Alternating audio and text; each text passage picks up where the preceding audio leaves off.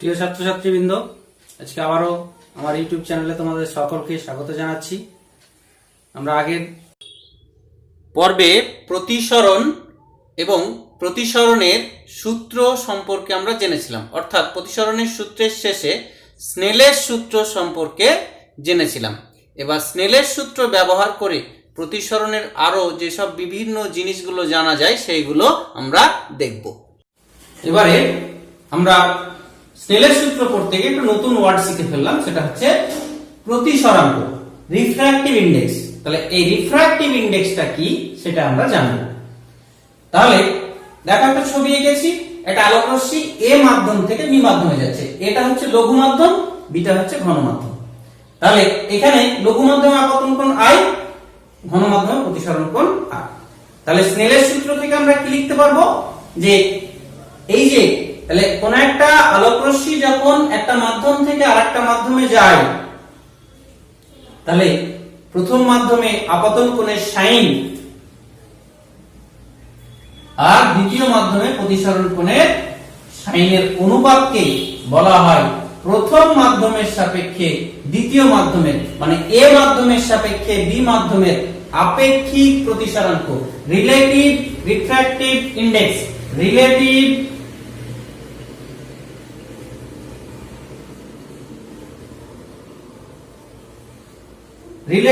Refractive index.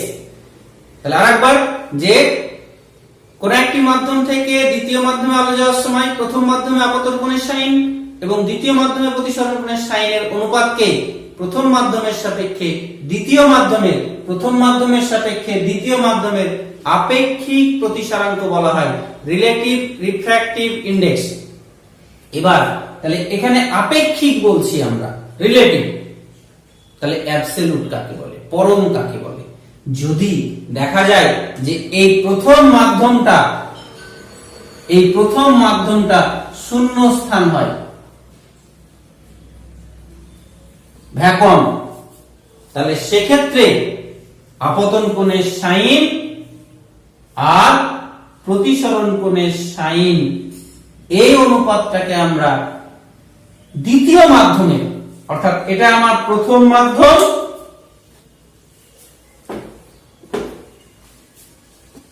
এটা প্রথম মাধ্যম, এটা দ্বিতীয় মাধ্যম, তখন আমরা এটাকে বলবো দ্বিতীয় মাধ্যমের পরম প্রতিসরাঙ্ক।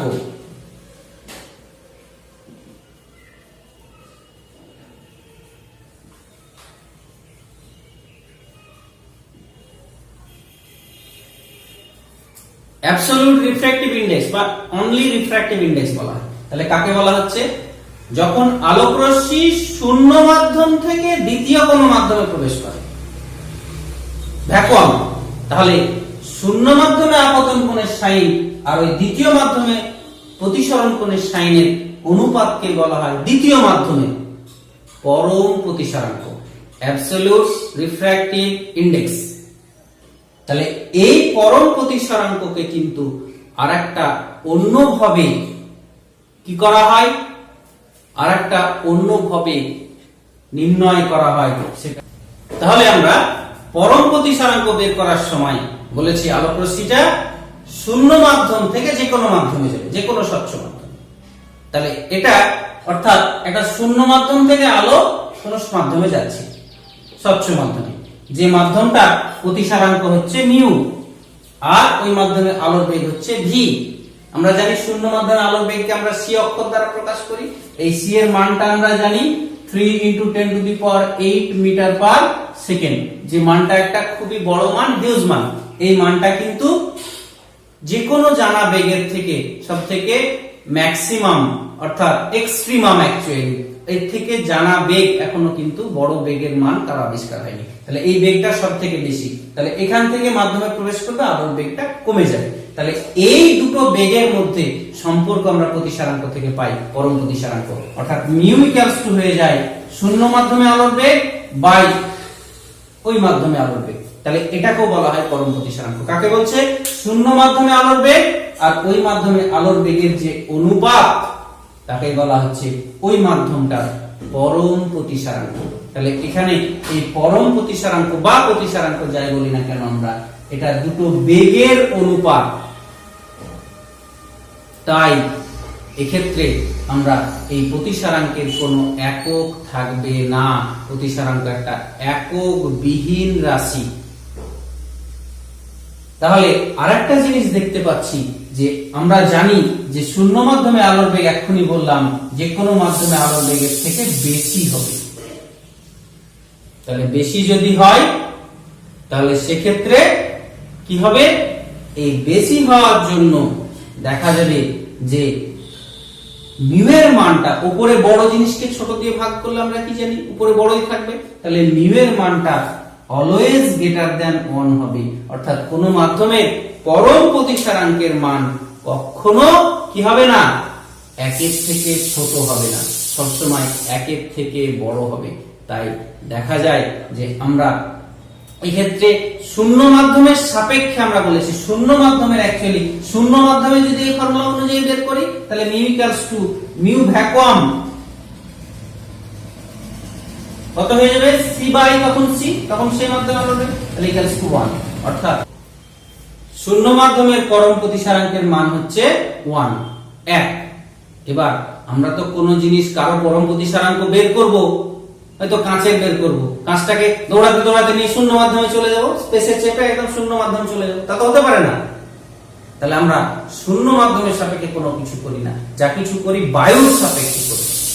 তাহলে বায়ুর সাপেক্ষে করলে কি আমাদের হিসেবে খুব একটা গন্ডগোল হবে? উত্তর হবে না। কেন নয়? কারণ হচ্ছে বায়ু মাধ্যমের পরম প্রতিসারাঙ্কটা এসটিপি তে বা এনটিপি তে হয় 1.00029। তাহলে এবার যেহেতু এটা একের কাছাকাছি, এক না হলেও একের কাছাকাছি, দশমিকের পরে 3 ঘরের পরে সামথিং, তাই আমরা যে কোনো কিছু কারো পরম প্রতিসারাঙ্ক বলতে বায়ু সাপেক্ষে বুঝি, খুব একটা হিসেবে গন্ডগোলটা হয় না। কথা বুঝতে পারা গেছে? তাই কারো প্রতিসারাঙ্ক বলতে আমরা বায়ু সাপেক্ষেটাই বুঝি। যেমন কাঁচের প্রতিসারাঙ্ক হয় মিউ জি ইকুয়ালস টু 3/2 বা 1.5। জলের প্রতিসারাঙ্ক মিউ ডাব্লিউ হয় 4/3 মানে 1.33। স্নেলের সূত্র থেকে আমরা কি জানি, একটা এ মাধ্যম থেকে বি মাধ্যমে যদি আলো যায় তাহলে এখানে আমরা স্নেলের সূত্র থেকে লিখতেই পারবো যে এ মিউ বি, এ মাধ্যমের সাপেক্ষে দ্বিতীয় মাধ্যম, প্রথম মাধ্যমের সাপেক্ষে দ্বিতীয় মাধ্যমের প্রতিসারাঙ্কটা sin i by sin r। অর্থাৎ এই মাধ্যমে আপতন কোণের সাইন আর এই মাধ্যমে প্রতিসরণ কোণের সাইনের অনুপাত হবে। এবার আরো একটা জিনিস তোমাদের এখানে একদম মাথায় ঢুকিয়ে নিতে হবে, সেটা হচ্ছে আলো প্রত্যাবর্তক। রিভার্সেবল মানে জিনিসটা কি, বিপরীত মুখে প্রত্যাবর্তন করতে পারে। অর্থাৎ এই জায়গা থেকে এখানে এসছে, 1 নম্বর পজিশন থেকে 2 নম্বর পজিশনে এসছে, যদি 2 থেকে ঘুরিয়ে দেওয়া আলোটাকে একই পথে, তাহলে 1 নম্বর পজিশনে চলে যাবে। অর্থাৎ সেক্ষেত্রে আলোটা যদি আমরা এই দিক থেকে এই দিকে করি তাহলে কিন্তু সে ওইখানেই চলে যাবে। অর্থাৎ সেক্ষেত্রে তার আপতন কোণ হয়ে যাবে আর প্রতিসরণ কোণ হয়ে যাবে আই। তাহলে সেক্ষেত্রে স্নেলের সূত্র অনুযায়ী আমরা তখন প্রথম মাধ্যমে সই, কারণ প্রথম মাধ্যম হয়ে গেল আমার এটা, দ্বিতীয় মাধ্যম এটা। আগের বেলায় এটা প্রথম ছিল, এটা দ্বিতীয় ছিল, এবার এই দিক থেকে আলো দিকে যাচ্ছে, মানে এটা আমার প্রথম মাধ্যম, এটা দ্বিতীয় মাধ্যম। তাহলে তখন বি মিউ এ প্রথম মাধ্যমের সাপেক্ষে দ্বিতীয় মাধ্যমের প্রতিসারাঙ্কটা হয়ে যাবে আমার আপতন কোণের সাইন এখানে আর বাই প্রতিসরণ কোণের সাইন আই। তাহলে এটাকে এটা দিয়ে যদি গুণ করি তাহলে এটা এটা এটা এটা কেটে যাচ্ছে 1। অর্থাৎ a mu b equals to বা b মিউ a যদি বলি আমরা b mu a equals to 1 by a mu b। অর্থাৎ কি দেখতে পেলাম, প্রথম মাধ্যমের সাপেক্ষে দ্বিতীয় মাধ্যমের প্রতিসারাঙ্ক, দ্বিতীয় মাধ্যমের সাপেক্ষে প্রথম মাধ্যমের প্রতিসারাঙ্কের অনন্যক হচ্ছে, অর্থাৎ একে অপরের অনন্যক। তাহলে আমরা যদি বলি যে বায়ু সাপেক্ষে জলের প্রতিসারাঙ্ক, বায়ু সাপেক্ষে জলের A air, A for air, W for water, বায়ু সাপেক্ষে জলের প্রতিসারাঙ্ক 4/3, তাহলে জল সাপেক্ষে বায়ুর প্রতিসারাঙ্ক হবে 1/4/3 মানে 3/4, অনন্যক হয়ে যাবে, উল্টে যাবে। তাহলে এখান থেকে কি আমরা কনক্লুশন পেলাম যে পরম প্রতিসরাঙ্কটা সর্বদা একের থেকে বড় হবে, কখনো ছোট হবে না, আগে দেখেছি। কিন্তু রিলেটিভ অর্থাৎ আপেক্ষিক প্রতিসরাঙ্কটা মিউ আর রিলেটিভ প্রতিসরাঙ্কটা একের থেকে বড় হতে পারে, আবার একের থেকে ছোট হতে পারে। তাহলে আমরা একটা আলোক রশ্মি যদি বায়ু থেকে কাঁচে যায়, বায়ু থেকে কাঁচে, তাহলে বায়ু মাধ্যমে আপতন কোণ আর কাঁচ মাধ্যমে প্রতিসরণ কোণের সাইনের অনুপাত হবে a মিউ জি সমান সমান হচ্ছে 3/2। এবার আলো প্রত্যাবর্ত, এবার আলোটা যদি কাঁচ থেকে বায়ুতে যায় তখন কাঁচ মাধ্যমে আপতন কোণ আর বায়ু মাধ্যমে প্রতিসরণের কোণের অনুপাতটা অর্থাৎ উল্টো হয়ে যাবে। অর্থাৎ সেক্ষেত্রে কাঁচ সাপেক্ষে বায়ুর প্রতিসরাঙ্ক তখন হয়ে যাবে, সেটা হয়ে যাবে 2/3। তাহলে প্রতিসরণের ফলে এক মাধ্যম থেকে আরেক মাধ্যমে আলো যাওয়ার সময় আলোক রশ্মির পথটা পাল্টে যাচ্ছে, অর্থাৎ সে যে পথে যাওয়ার কথা ছিল সে পথে না গিয়ে একটু অন্য পথে দিক পরিবর্তন করে বেঁকে যাচ্ছে। তাহলে এই যে কতটা বেঁকে যাচ্ছে এটা পরিমাপ করা হয় কোণের দ্বারা, অর্থাৎ আপতিত রশ্মির সঙ্গে প্রতিসৃত রশ্মির যে কোণ সেই কোণের দ্বারা পরিমাপ করা হয় এবং এটাকে বলা হয় আলোক রশ্মির চ্যুতি বা বিচ্যুতি। তাহলে আমরা আলোক রশ্মির চ্যুতিটা বের করব। এখানে দেখো লঘু মাধ্যম থেকে একটা আলোক রশ্মি ঘন মাধ্যমে যাচ্ছে, লঘু মাধ্যমে আপতন কোণ আই, ঘন মাধ্যমে প্রতিসরণ কোণ হচ্ছে আর, আর কোণটা সবসময় অভিলম্ব থেকে মাপা হবে। তাহলে এখানে আমরা জানি যে আই গ্রেটার দেন আর, আপতন কোণ বড় প্রতিসরণ কোণ ছোট লঘু থেকে ঘন যাওয়ার সময়। তাহলে এক্ষেত্রে এই কোণের সঙ্গে এই গোটা কোণটা হবে কি বিপ্রতীপ কোণ, বিপ্রতীপ কোণ পরস্পর সমান। তাহলে ও সরে এসছে এখান থেকে এইটুকুটা, তাহলে এই যে এইটুকুটায় তার বিচ্যুতির পরিমাণ ডেল্টা, তাহলে ডেল্টা সমান সমান হচ্ছে এই গোটাটা হচ্ছে এই আই এর সমান, সেখান থেকে একটা বাদ, তাহলে চ্যুতি হচ্ছে আই মাইনাস আর। যখন আলোক রশ্মিটা লঘু থেকে ঘন যাবে, উল্টোটা যদি ঘন থেকে লঘু যায় আই কোণে আপতিত হয়ে আর কোণে প্রতিষ্ঠিত হচ্ছে, এক্ষেত্রে কিন্তু আমার আরটা বড় আইটা ছোট, তাহলে সেক্ষেত্রে তাহলে এটা হচ্ছে আই, তাহলে ও চলে গেছে এতটা আর, তাহলে এখান থেকে এতটা সে সরে গেছে, তাহলে এই যে সরে গেছে তাহলে তার এই আয়ের সঙ্গে এই কোণটা বিপ্রতীপ কোণ সমান, কিন্তু এতটা সরে এখানে গেছে, তাহলে কতটা সরেছে সেটাই হচ্ছে তার বিচ্যুতি। তাহলে এখানে আর থেকে এই গোটাটা আর থেকে এইটুকুটা বাদ দিচ্ছি, তাহলে এই ক্ষেত্রে আমার ডেল্টাটা হচ্ছে আর মাইনাস আই। তাহলে এই গেল আমাদের প্রতিসরণের দরুন আলোক রশ্মির চ্যুতি। আমরা এক কথায় বলতে গেলে ডেল্টা সমান সমান আই ডিফারেন্স আর, যখন যেটা বড় সেখান থেকে বাদ হবে। যদি আপতন কোণ বড় হয় সেখান থেকে প্রতিসরণ কোণ বাদ, যদি প্রতিসরণ কোণ বড় হয় তাহলে আর থেকে আই বাদ। তাহলে এই গেল প্রতিসরণের দরুন আলোক রশ্মির চ্যুতি। এবারে যদি আলোক রশ্মি দুটি মাধ্যমের বিভেদ তলে লম্বভাবে আসে, এই যে ছবিটা দিয়েছি লম্বভাবে যদি আসে, তাহলে লম্বভাবে আসা মানে অভিলম্ব, ওই রশ্মিটাই অভিলম্ব, তাহলে অভিলম্বের সঙ্গে রশ্মির কোণ হয়ে যাবে আমার 0, অর্থাৎ এক্ষেত্রে আমার আইটা হয়ে যাবে আপতন কোণ সমান সমান 0 ডিগ্রি। তাহলে আমরা স্নেলের সূত্র থেকে আমরা কি জানি 1 mu 2 equals to sin i by sin r। এক নম্বর মাধ্যম থেকে যখন 2 নম্বর মাধ্যমে আলো যায়, এই মিউটা, এই চিহ্নটাকে মিউ অক্ষর বলে, আর এই 1 মিউ 2 টাকে বলা হয় প্রথম মাধ্যমের সাপেক্ষে দ্বিতীয় মাধ্যমের আপেক্ষিক প্রতিসরাঙ্ক। যদি এবার প্রথম মাধ্যমটা বায়ু হয় তাহলে বায়ু মাধ্যমের প্রতিসরাঙ্ক 1 এর কাছাকাছি, 1 এর সমান, তাহলে সেক্ষেত্রে আমরা এটাকে লিখতেই পারবো তখন মিউ সমান সমান হচ্ছে sin i by sin r, অর্থাৎ সেক্ষেত্রে এই দ্বিতীয় মাধ্যমের প্রতিসরাঙ্কটা হচ্ছে মিউ। এবার এখানে i এর মানটা আপতন কোণটা হচ্ছে 0 ডিগ্রি, তাহলে এখান থেকে আমরা লিখতে পারবো sin r সমান সমান sin 0 বাই মিউ।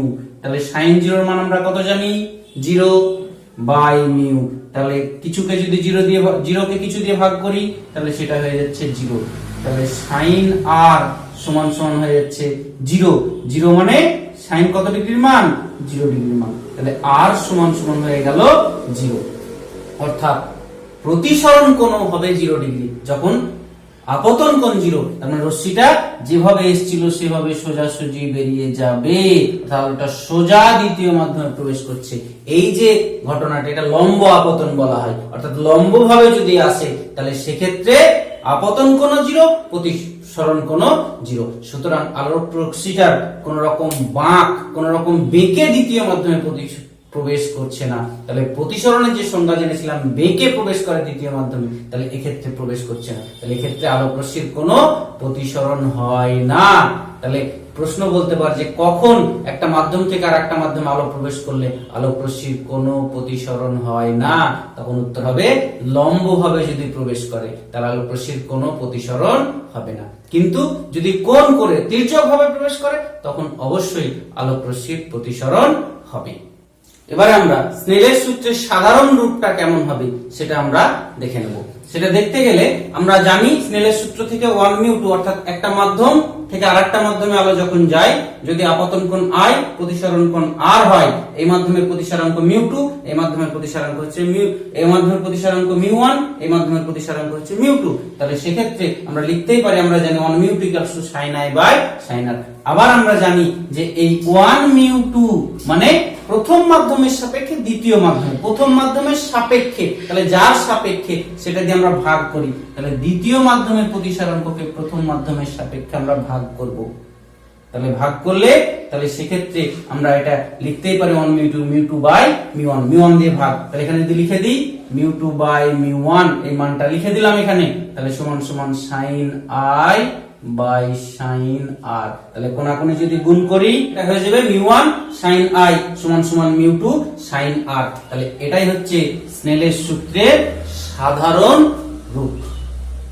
তাহলে এই হচ্ছে আমাদের তোমাদের প্রতিসরণের যে সিলেবাস যতটুকু ছিল সেইটুকু পুরোপুরি আলোচনা করা হয়েছে। আশা করি তোমাদের ভালো লাগবে। যদি ভালো লাগে তাহলে অবশ্যই চ্যানেলটা সাবস্ক্রাইব করবে। আবার পরের ক্লাসে দেখা হবে। ভালো থাকো, সুস্থ থাকো।